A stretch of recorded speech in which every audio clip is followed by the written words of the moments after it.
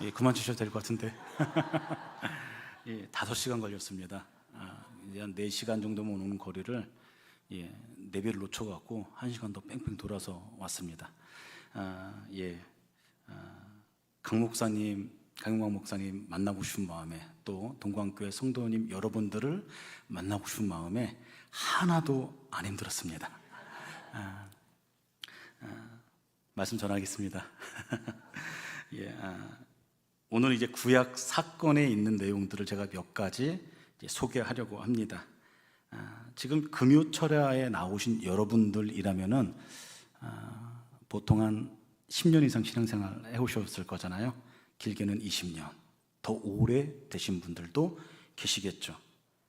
근데 그런 분들한테는 어쩌면은 이 구약 성경에 나온 하나님께서 행하신 사건들의 내용들이 식상한 이야기가 될지도 모르겠다라는 겁니다. 얼마나 수많은 설교를 들어보셨겠어요. 수많은 목사님들의. 그리고 성경도 얼마나 수없이 많이 읽으셨겠습니까? 개인 묵상은 마찬가지고요. 수많은 설교들을 듣고 말씀을 접했다라는 것이에요. 그리고 요즘은 스마트폰만 있으면은 자기가 원하는 이제 목사님의 설교를 들을 수가 있잖아요. 유튜브에 뭐 검색하십니까? 강영광 목사님 설교 그렇게 검색하시잖아요. 아니에요? 이찬수 목사님, 이동원 목사님, 조용규 목사님 그런 거 검색하지 않으시잖아요. 강영광 목사님 설교 검색해서 잘 들으시잖아요. 아무튼 우리들은 말씀의 홍수의 시대에 우리는 살아가고 있다는 것입니다. 특히 출애굽 사건부터 광야 기간에 있었던 성경의 이야기들은 우리가 정말로 많이 들었어요. 주일학교 때부터 고등학교 때, 중고등학교, 청년부부터 시작해서 모든 예배 때마다 자주 등장하는 이야기들입니다. 10가지 재앙, 홍해가 갈라진 사건, 구름기둥, 불기둥, 반석에서 물을 내신 그 놀라운 일, 만나와 메추라기로 먹이신 일 등 그런 이야기들을 너무 많이 들었어요. 그리고 제가 오늘 하려고 하는 이야기도 그 이야기 하려고 해요. 식상한 이야기. 어떻게 보면은 너무 자주 이제 들었던 이야기이기 때문에 식상한 이야기가 될지 모르겠습니다. 그래서 조금만 집중하셔서 들어주셨으면 좋을 것 같아요. 하나님께서는 출애굽부터 이스라엘 백성들의 광야길 가운데에 정말로 기가 막힌 상황 가운데서 하나님께서 그보다 더 기가 막힌 일로 그 문제들을 해결하셨다라는 겁니다. 하나님께서는 이스라엘 백성들에게 있었던 문제들을 해결하셨던 방법들은요, 예전의 방법들을 이제 답습하거나 흉내낸 것이 아니라는 것이에요. 날마다 새롭고 창조적인 방법으로 이제 그들의 문제를 하나씩 해결해 간 것을 우리는 성경을 통해서 볼 수가 있다는 것입니다. 하나님은 어떠한 어려움과 난관 속에서도 굉장히 새로운 대안과 방법으로 해결책을 내시는 분이셨다라는 것이에요. 우리는 성경을 통해서 그걸 너무나 잘 알고 있죠. 인간으로서는 도저히 해결할 수 없는 그런 일들이 해결되어지는 방법이 바로 어디로부터 나온 겁니까? 하나님으로부터 나온 것이에요. 하나님께서 그 일을 행하셨다라는 것입니다. 우리는 그것을 성경을 통해서 너무나 잘 알 수 있다는 것이죠. 우리가 전혀 생각하지도 못했던 방법으로, 상상하지도 못했던 그 방법으로 문제와 어려움을 해결하시는 하나님을 발견할 수 있다는 것이에요. 전혀 길이 없는 곳에 길을 만드신 하나님, 사막에 강을 내신 하나님,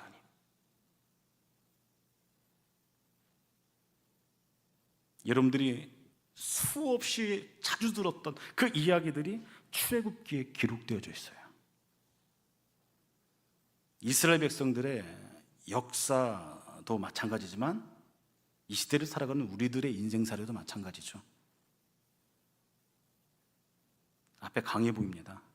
그 건너면 뭐가 또 보여요? 커다란 산이 보여요. 야, 저 산 넘으면은 뭐 좀 해결되겠지, 좋은 날 오겠지. 그 넘어가니까 또 다른 각이 보입니다. 그 넘어가니까 또 다른 산이 보여요. 이스라엘 백성들의 인생이 그러했습니다. 애굽에서 400년 이상을 노예 생활했어요. 애굽 사람들은요, 이스라엘 백성들에게 정말로 힘든 고된 일을 시켰습니다. 노예였으니까요. 그러기에 이스라엘 백성들이 시간 남으면 했던 게 뭐냐면 탄식이었어요. 수많은 사람들이 그 긴 세월 동안 탄식했습니다. 너무나 힘들었기에 계속해서 수많은 사람들이 계속해서 탄식하는 겁니다. 성경을 보니까 뭐라고 기록되어 있냐면은 그 탄식의 소리가 하늘에 상달되었다라고 기록되어 있어요. 출애굽기 2장 23절, 24절에 보면은 그 내용이 기록되어 있죠. 하나님께서 그들의 탄식 소리를 들으셨다라는 것이에요. 이스라엘 백성들과 약속하셨던 그 언약을 하나님께서 기억하신 것이죠. 이 당시에 이스라엘 백성들의 상황은요, 여러분, 암흑 그 자체였습니다. 길이 없었어요. 자기의 고충과 어려움을 왕에게 전달할 수 있는 그 통로도 없었습니다. 그나마 같은 민족이었던 왕자가 있었잖아요, 모세. 그 모세도 벌써 미디안 강으로 도망가 버린 그런 상황이었다라는 것이에요.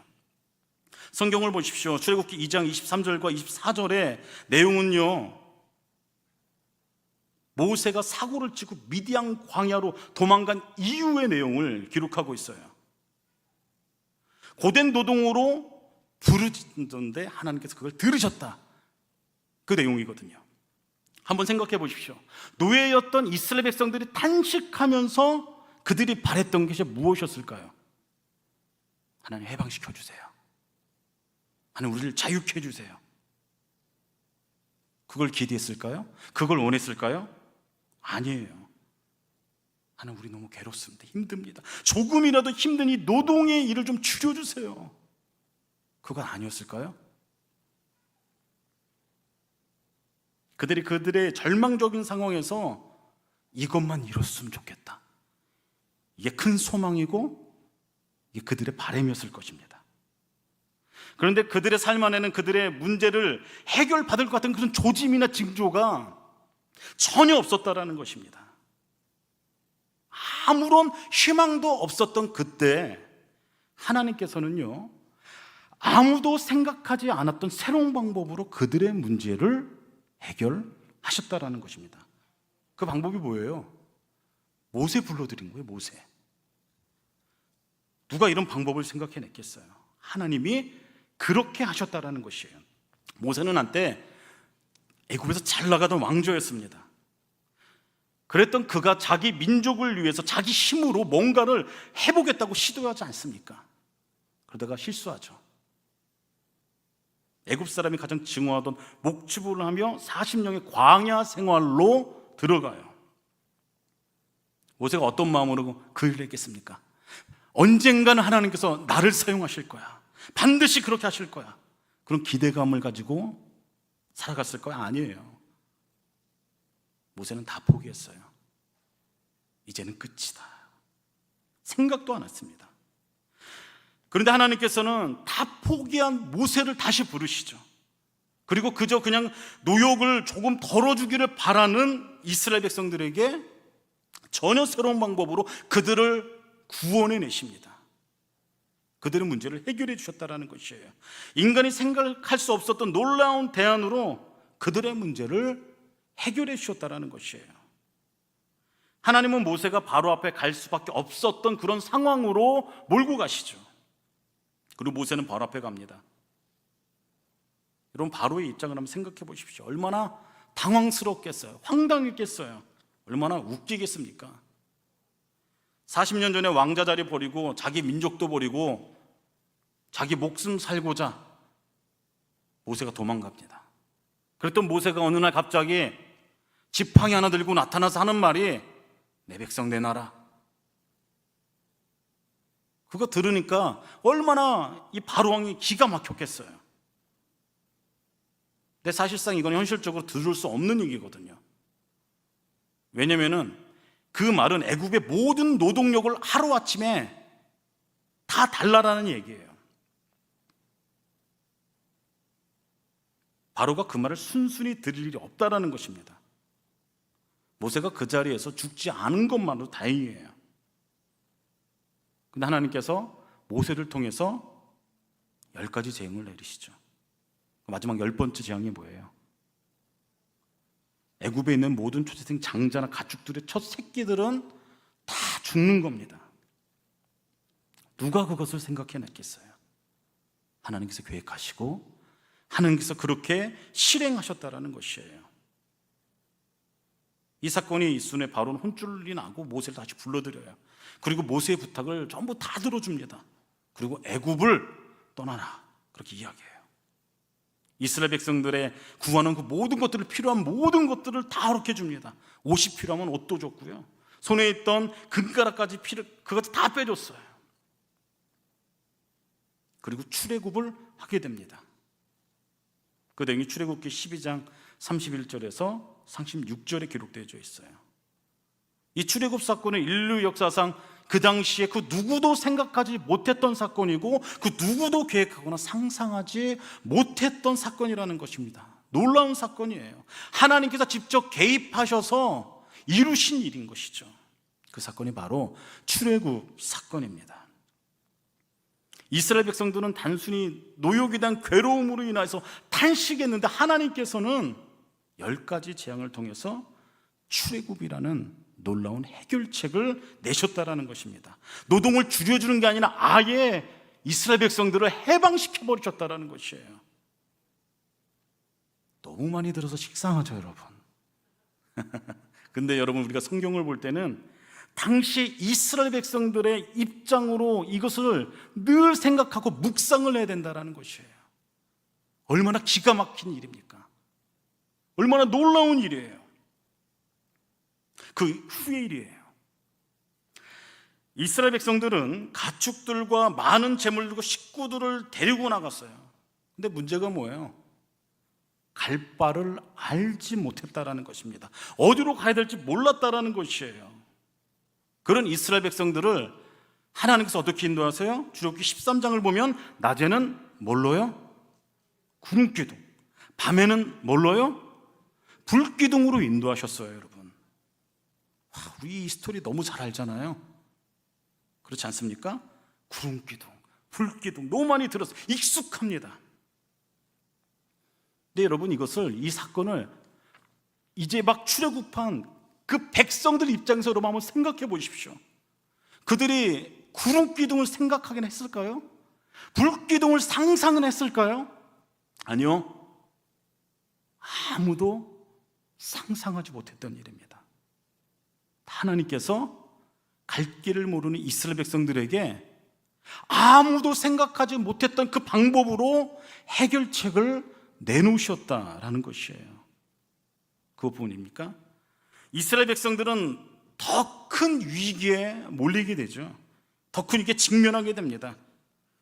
바로가 아주 잘 훈련된 군사들을 보내요. 이스라엘 백성들을 쫓아갑니다. 군대가 이스라엘 백성들이 있는 곳에 다다랐을 때 이스라엘 백성들은 바닷가에 장막을 치고 있었어요. 이스라엘 백성들은 애굽에서 나올 때 의복을 챙겼어요. 먹을 것도 챙겼어요. 귀한 것도 다 챙겼습니다. 근데 무기는 못 챙겼어요. 그리고 군사훈련 받은 사람들도 아니에요. 400년 동안 뭘 했어요? 노예였거든요. 한쪽엔 바다입니다. 한쪽에는 훈련된 바로의 군대가 지금 눈앞에까지 와 있어요.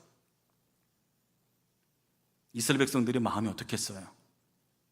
두려웠겠죠. 겁이 났을 거예요. 그때 하나님께서 모세에게 말씀하시죠. 출애굽기 14장 13절 14절 이야기예요.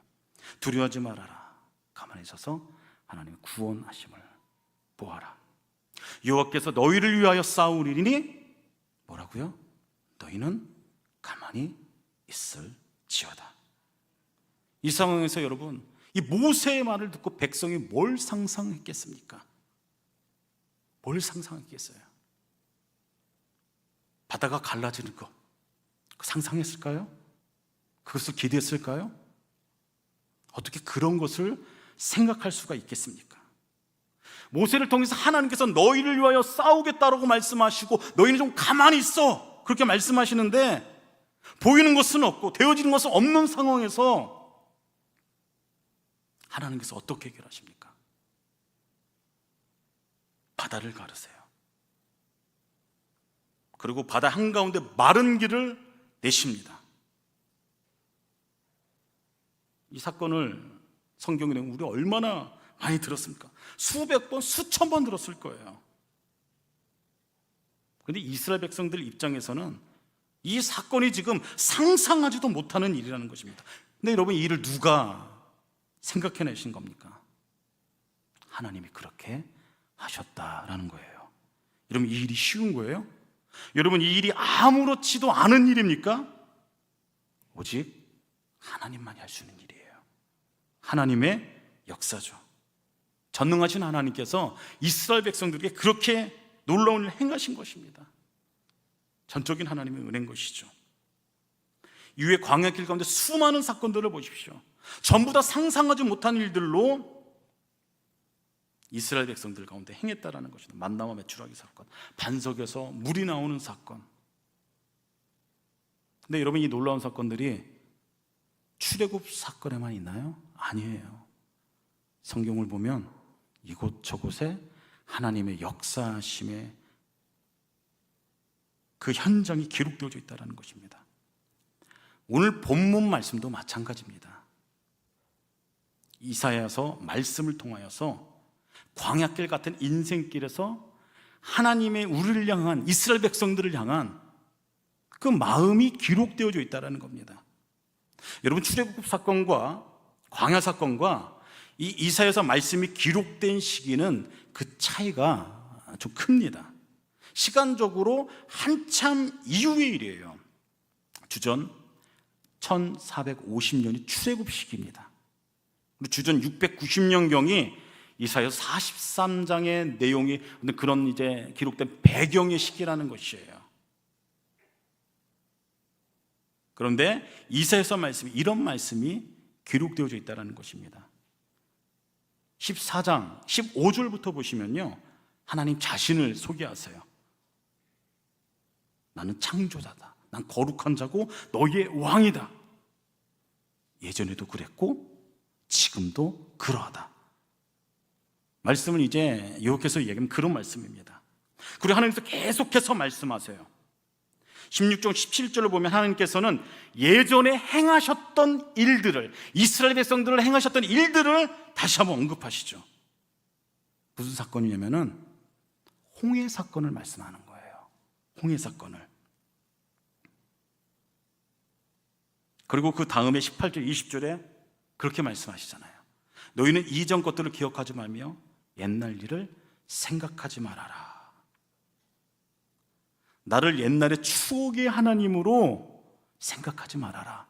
나는 추억의 하나님으로 있지 아니하고 내가 너희의 인생 가운데, 너희 문제 가운데에 함께해서 새 일을 행하겠다.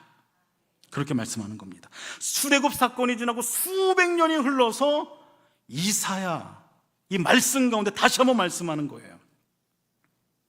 이건 지금 이스라엘 백성들이, 이 이사야서에 이스라엘 백성들의 상황이 어떤 상황인지 아십니까? 나라가 파멸된 상황입니다. 바벨론의 포로로 잡혀있는 그런 상황이에요. 나라를 잃어버리고 절망적인 어떤 그런 상황 가운데 있는, 근데 그 상황 가운데 하나님께서 말씀하시는 거예요. 내가 광야에 길을 낼게. 사망의 강을 낼게. 누구를 위해서요? 너희들을 위해서. 이전 것들은 기억하지 마라. 나는 추억거리 하나님이 아니다. 보라, 내가 새 일을 행하겠다. 여러분, 이전 것들을 기억하지 말라, 옛날 거 생각하지 말라, 이거는 지금 너희가 처한 나라를 잃어버리고 고통 가운데 있는 그거 옛날에 좀 좋지 않은 경 잊어버려, 그 얘기가 아닙니다. 과거에 출애굽 때 내가 너희들을 어떻게 출애굽시켰는지 기억하지? 그거 다 잊어버려. 그거 과거 일이야. 내가 또 다른 방법으로 너희들을 구원해 줄게. 새 일을 행하겠다. 하나님께서는 그렇게 말씀하시는 것이에요. 왜요? 너희 마시게 하려고, 너희 살게 하려고. 너는 내 아들이고 딸이고 내 백성이니까. 하나님께서 나라를 잃어버린 아픔 가운데 이스라엘 백성들을 향해서 지금 그렇게 선언하시는 것입니다. 출애굽 시기에도 그렇게 말씀하셨어요. 이사야 시대도 그렇게 말씀하셨어요. 그리고 이 시대를 살아가는 우리들에게도 동일하게 말씀하는 하나님인 줄 믿으시길 바랍니다. 새 일을 행하신 하나님이십니다. 전혀 새로운 방법으로, 우리가 기대하지 못했던 방법으로 문제를 해결하시고 역사하시는 분이세요.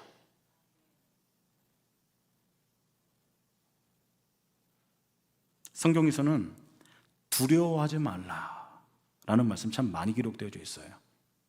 몇 번 기록되어 있을 것 같아요? 아이고, 잘 알고 계시네.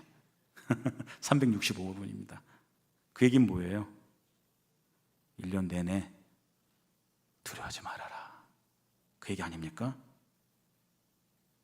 사람이 언제 두려워합니까? 약해졌을 때. 되게 약해서 두려운 거 아니겠어요? 근데 여러분, 우리가 알아야 될 게 있어요. 약해서 두려워하는 것과 이 약함은 교만과 친구입니다. 약함과 교만은 짝이에요, 짝. 약하다라는 게 뭐예요? 내가 약하기 때문에 내가 두려워하는 거 아니겠습니까? 근데 왜 약해져요? 왜 두려워져요? 근데 그 이면을 보면은 무슨 얘기냐면은 하나님을 전적으로 신뢰하지 않을 때 내가 약해지는 겁니다. 그럼 두려움이 생겨요. 하나님을 신뢰하지 않아요. 믿지 않아요. 교만한 사람들이 그러죠. 내가 교만해지면은 하나님을 믿지 않습니다. 신뢰를 안 해요. 그래서 약함과 교만은 똑같은 이야기입니다. 똑같은 이야기예요. 하나님의 백성들이 해야 될 것이 있어요. 그게 뭐냐면 두려워하지 말고 담대해야 된다는 것이에요. 여러분, 담대하다는 건 그냥 용기 있다라는 차원의 이야기가 아닙니다. 정확하게 이야기하자면은 내가 하나님만 의지하겠다, 그 얘기예요. 이게 하나님의 백성들이 할 수 있는 최고의 용기의 자세라는 것이에요. 신명기에 가보면요, 6장에 가보면 모세가 곧 가나안에게 들어갈 백성들에게 설교하는 장면이 기록되어 있습니다. 그리고 들어가기 전에 기억하기 싫은 한 사건을 굳이 얘기해요. 그게 마사 사건입니다. 이 마사에서 무슨 일이 있었냐면 이스라엘 백성들 홍해를 건너 구원의 감격을 찬송한 여운이 남기도 전에 하나님 앞에서 불만을 터뜨렸던 현장이 기록되어 있어요. 근데 가나안 땅으로 가기 전에 모세가 그걸 이제 굳이 상기시키는 것입니다. 주루기 17장 7절 말씀 제가 읽어드릴게요.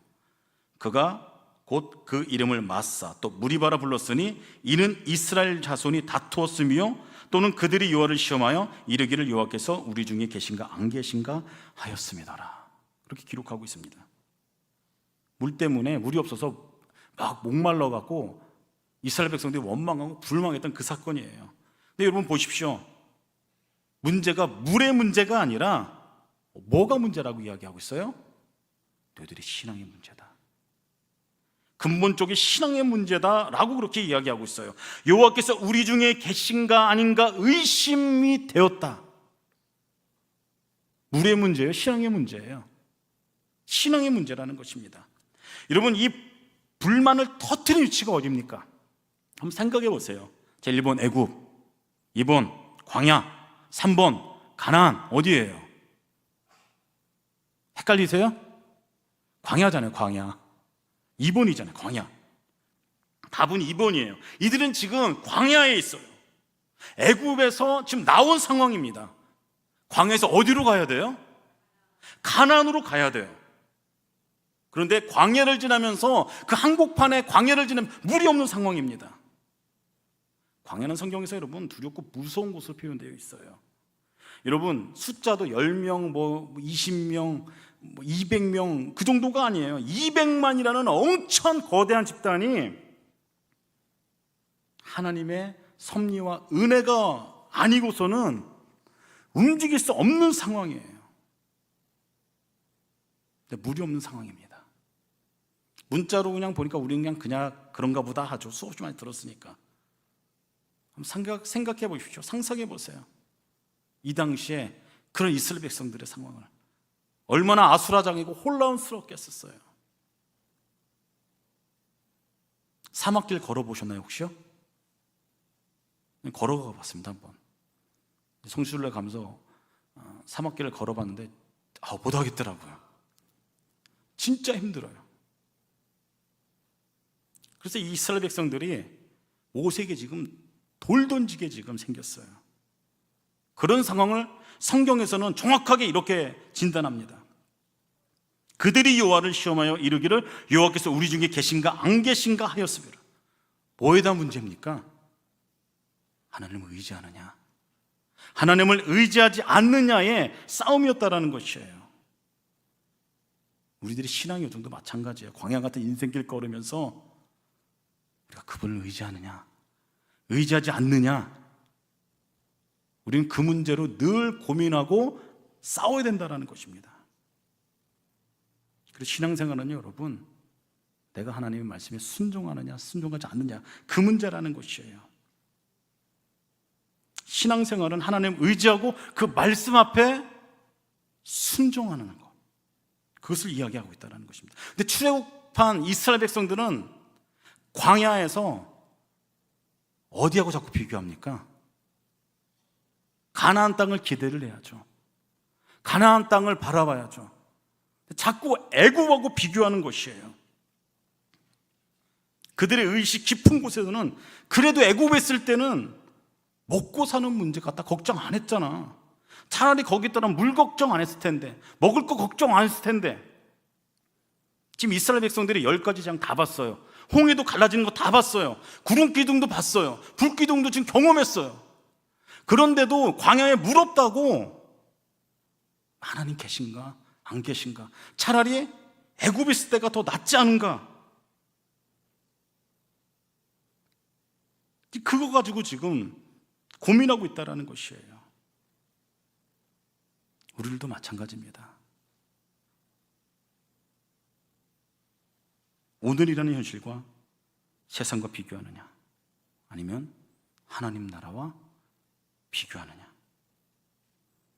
근데 우리의 의식 깊은 곳에는 여러분, 이 애굽의 세속적 가치관이 배어 있다는 것이에요.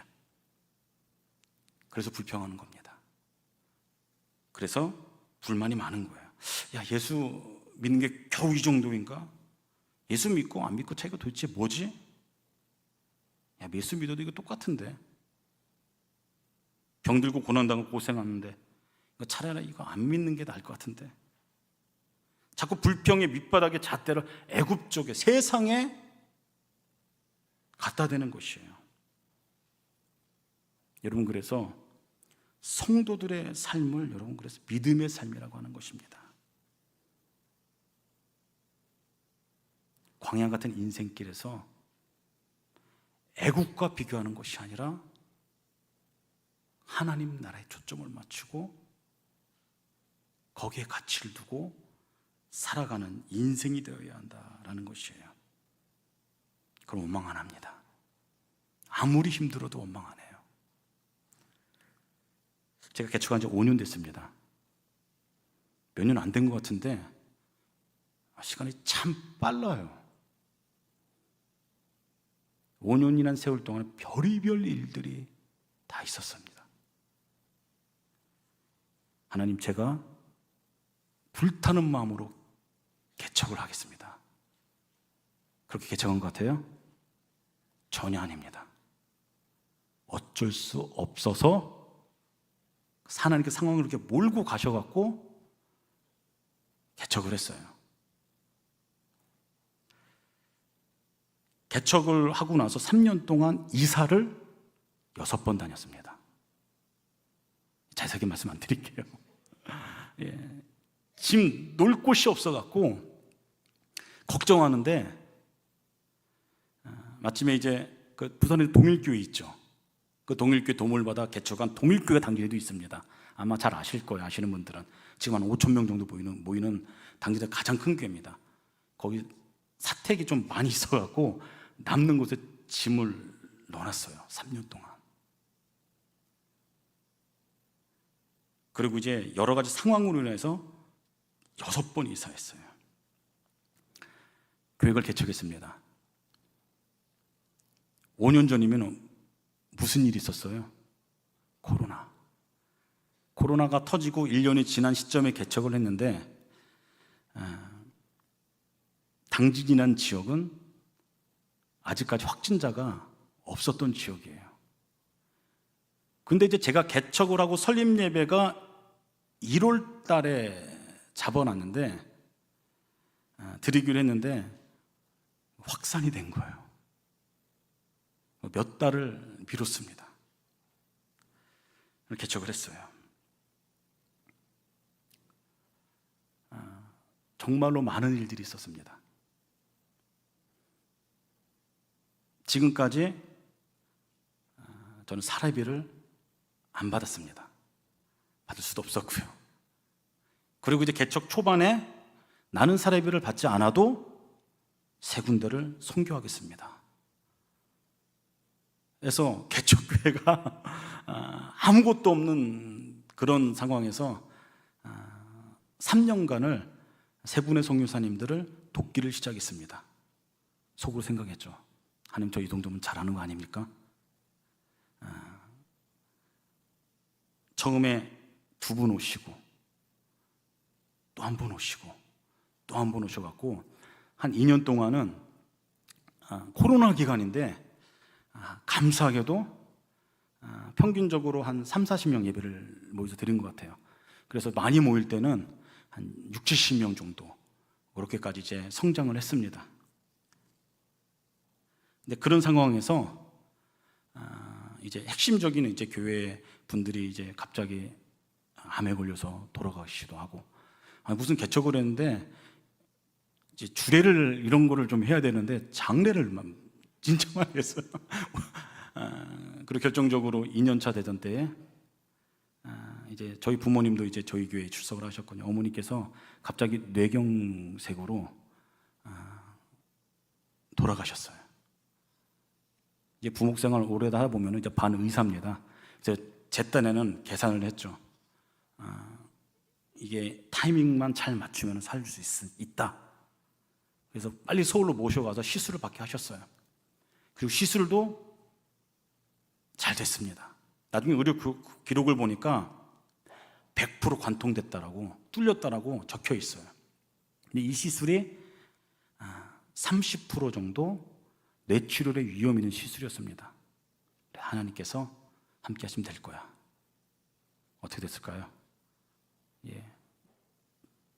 뇌출혈로 30% 안에 들어서 돌아가셨어요. 개척 2년 만에. 남들은 다 그렇게 이야기합니다. 이제 그런 이제 일을 겪고 이제 개척교회를 접을 거다. 그렇게 사람들이 막 이야기를 했어요. 근데 그때 제 안에 들었던 계속 큰 마음이 뭐냐면, 힘들 때마다 이 말씀이 생각나는 거예요. 하나님께서 일하실 거다. 또 다른 방법으로 역사하실 거다. 역사하실 거다. 몇 달 안 지나서 저도 수술했습니다. 20대 후반 때 치석각한암이라고 상악 자체에 문제가 생겨갖고 이제 악성은 아닙니다. 암은 아닌데 암에 가까운 그런 이제 질병입니다. 안에 이제 다 이제 구멍을 내고 뚫어서 인공뼈 놓고 이게 독해갖고 살도 잘 안 차올라요. 근데 그게 재발한 거예요. 하나님, 어떻게 이런 일이 이제 제한이 생길 수 있나요? 예, 그러면서 그때도 이 말씀을 붙잡았습니다. 하나님 세일을 행하실 것이다. 세일을 행할 것이다. 그리고 이제 3년이 지났습니다. 동대전교회에서 후원해갖고 이제 월세를 렌트비를 지원했거든요. 그 기간이 끝났어요. 끝나고 제가 그때 결단한 게 있습니다. 친척들도 오고 이제 그런 분들도 이제 많았는데 친척선 다 돌려보냈습니다. 그리고 이제 지원도 다 끝났어요. 교회 지금 상황에, 재정 상황에 맞게 교회를 이전할 겁니다. 선택을 하십시오. 성도들하고 그렇게 나눴습니다. 한 45평에 아무것도 없는 곳으로 갈 건지, 부대시설 다 있고 엘리베이터 있고 주차시설 좋고 15평인 빌딩으로 갈 건지. 전에 있던 교회는 80평이었거든요.